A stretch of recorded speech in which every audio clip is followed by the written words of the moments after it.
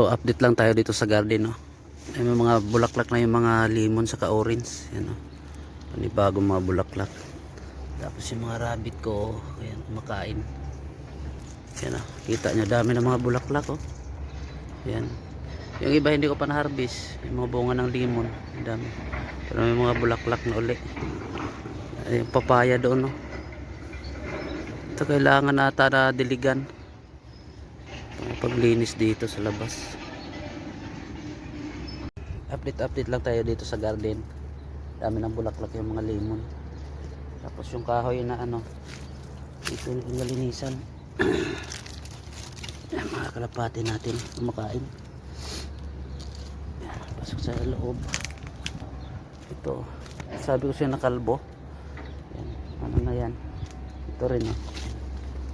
Yan, diba? Yan, dami ng bulaklak, oh. Dito linisan ko to dito bukas sa labas ng garden. So, bulaklak na rin, oh. Bulaklak. Kaso lang pag mahangin tanggal yung mga bulaklak nila, mawala rin sa bahay. Bahay doon. Yun lang, update lang. Oh, ang ganda ng sikat ng araw ngayon, oh. Liwanag. So pakain mo natin ng mga kalapati. Bulaklak na yung mga ano, orange, daming bulaklak.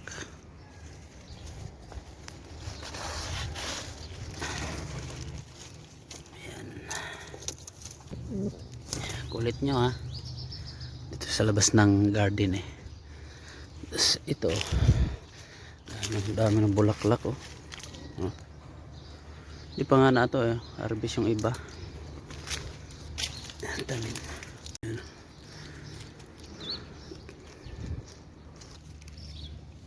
Yan, yung mga gabi ko umusbong na yung gabi. So ito na yung bagong bahay ko na ng mga rabbit. So ilalagay ko na doon sa garden mamaya, doon sa dulo. Yan, okay na yan. Yan. Ilagay natin doon sa dulo mamaya. So dito ko ilagay yung bahay ng rabbit, oh. Yan. Dito rin sa may ano ng kalapate. Dito.